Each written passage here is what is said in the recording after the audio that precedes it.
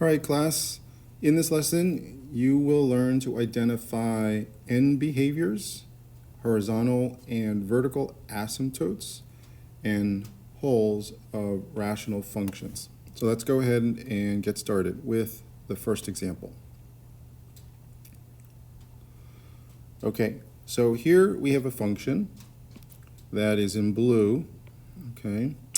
And what we want to know is the end behaviors of this rational function, okay? And so if we take a look at the x-axis, okay, and as we move along the x-axis in the negative infinity direction, so that's in this direction, the question here is, what happens to the function? Or in other words, when we ask the question, what happens to the function, what happens to our y value, okay? So as we move to negative infinity, so we're moving here to the left into negative infinity, what happens to the y, okay?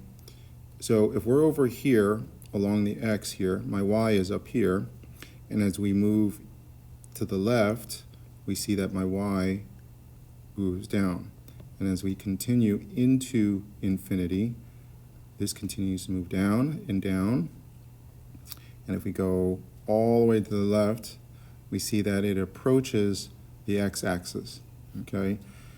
It never reaches the x-axis, but it continues to move in that direction, and it gets closer and closer and closer and closer to the x-axis.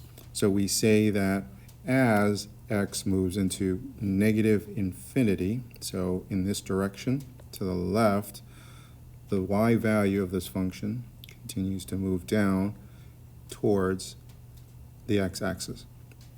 So we say that f of x moves towards 0.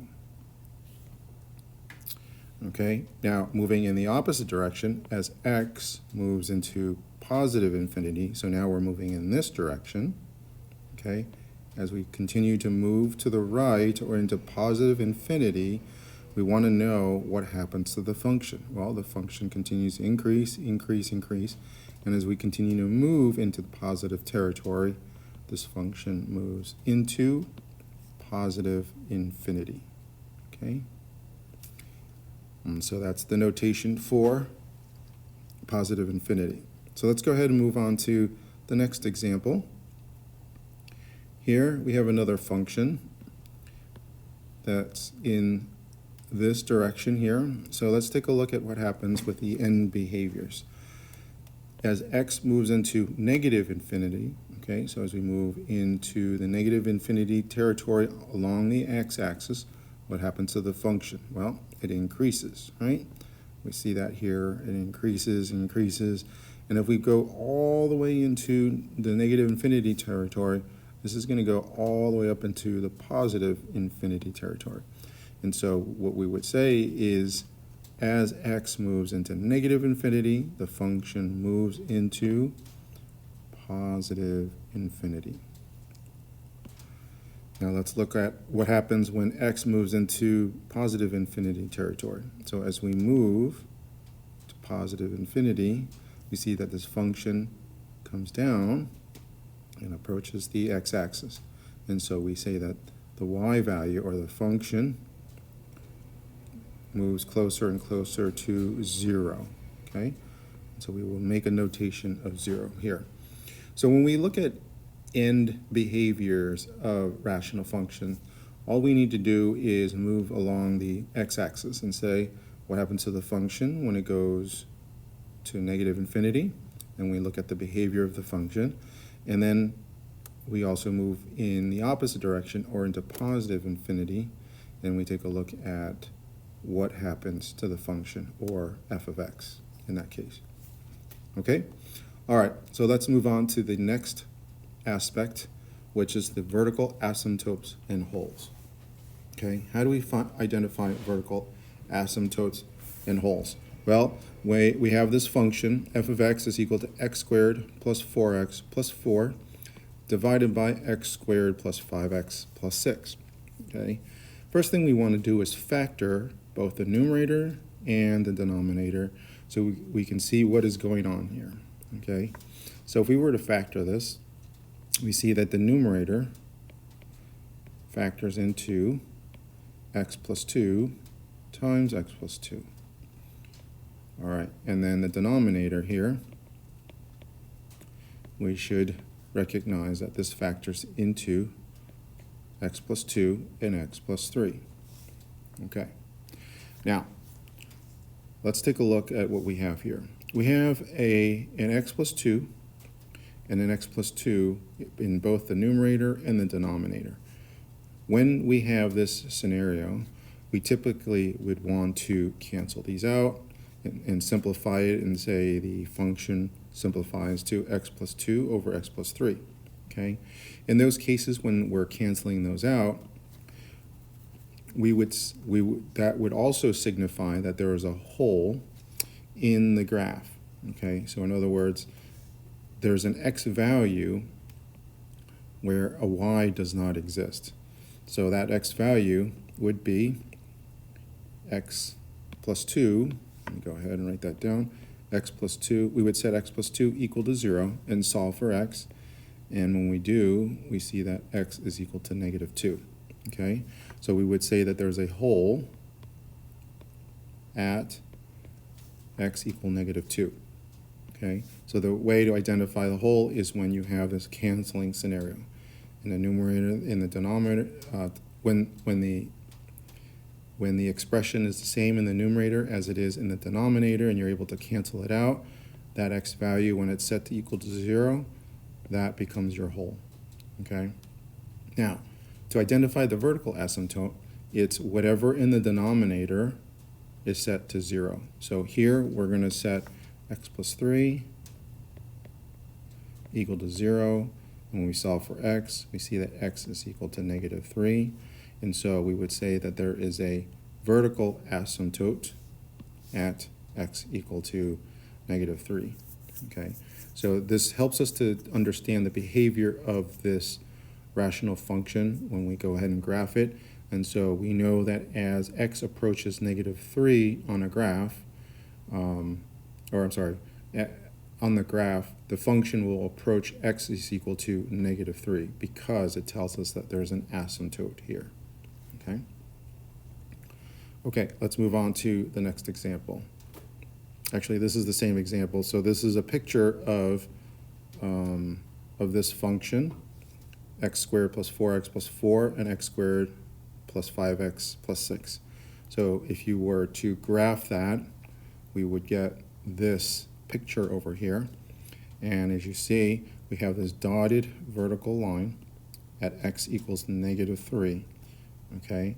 And what this is telling us is that this function, as we approach negative 3 from the negative infinity, it actually moves closer and closer to negative 3, but it never approaches it. And then similarly, if we're moving into negative infinity, this function also approaches negative 3, and it goes in this behavior, and it moves closer and closer to negative 3, but never touches negative 3. Okay? And then we also mentioned that there's a hole at x equal to negative 2. So at x equal to negative 2, this happens to be at negative 2 comma 0. Okay, there's a hole, and we would represent that hole with this open circle. So this function exists in all of this part of this line here, or this graph, except at 2 comma 0, or at x equal to negative 2. Okay, so vertical asymptote represented by a vertical dotted line, and then a hole represented by an open circle. Okay, so let's go ahead and take a look at how we determine horizontal asymptotes. Okay, so to identify horizontal asymptotes, there are 3 different scenarios to consider. Okay, number 1, if the degree of the numerator is less than the degree of the denominator, the horizontal asymptote is y equal to 0. Okay, so we would know that there's a horizontal asymptote or a dotted line like this at y equals to 0. If the degree of the numerator is equal to the degree of the denominator, then the horizontal asymptote is y equal to the ratio of the leading coefficient of the numerator divided by the leading coefficient of the denominator. okay? And then lastly, if the degree of the numerator is greater than the degree of the denominator, then there is no horizontal asymptote. So let's go ahead and take a look at some examples so you understand what we just covered, okay? So here we have f of x is equal to 3x plus 5 divided by 2x squared plus 4, okay? Here we have a scenario where the degree of the numerator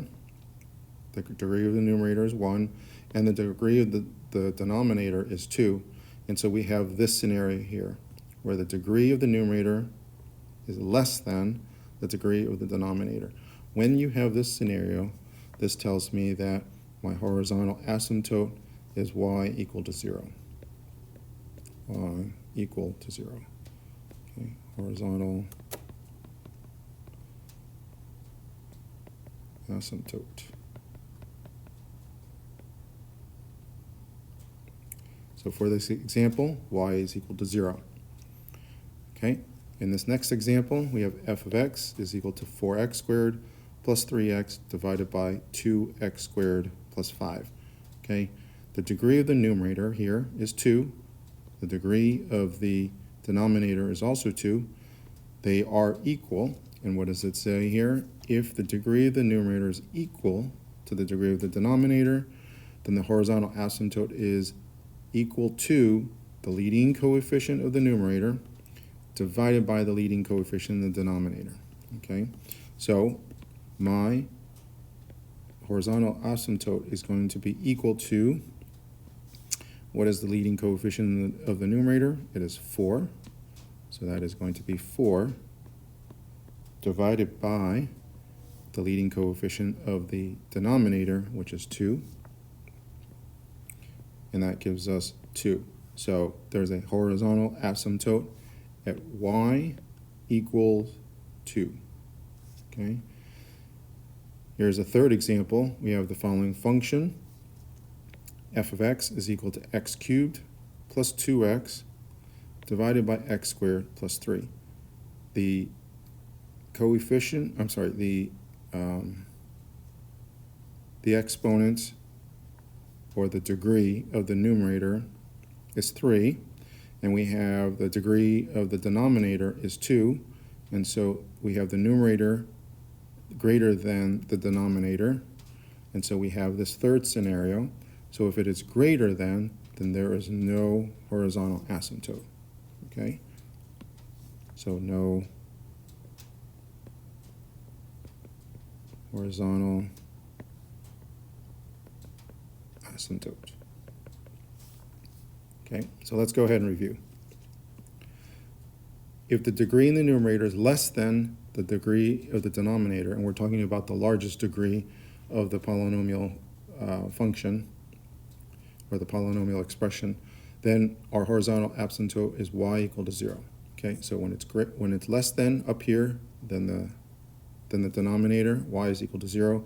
When they're equal, then we're going to look at the ratio of the leading coefficients, and that becomes our horizontal asymptote. And then lastly, if the degree in the numerator is greater than the degree of the denominator, then there is no horizontal asymptote. Okay? All right, so let's try this. Here we have the following function, x squared plus 9x plus 14 divided by x squared plus 7x plus 10. And we are to identify the vertical and the horizontal asymptotes and holes, if any, for this rational function. Okay, so the way we're going to work this is we need to factor both the numerator and the denominator. And when we do, we see that this comes out to x plus 7 and x plus 2 in the numerator. And in the denominator, this factors out to x plus 5 and x plus 2. Okay, here x plus 2 can be canceled out, and so we know that we have a hole. Let's go ahead and set this x plus 2 equal to 0, and so x is equal to -2. So this is our hole.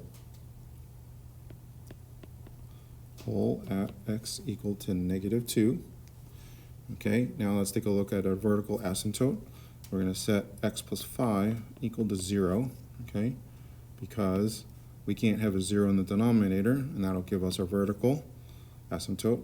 And when we set it equal to 0, we see that x is equal to negative 5. So this is our vertical asymptote.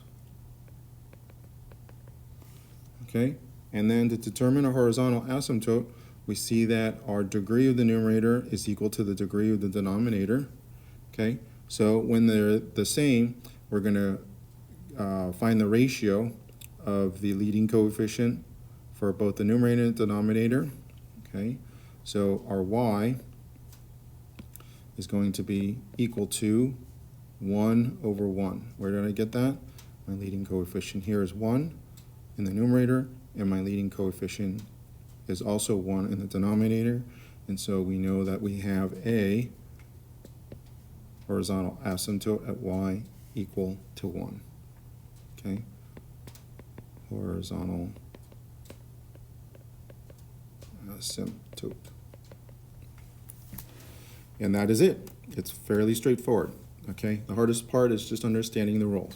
So hopefully this made sense. If any of this was confusing or if you need further clarification, please go back to the beginning of the recording and listen to this again. Thank you.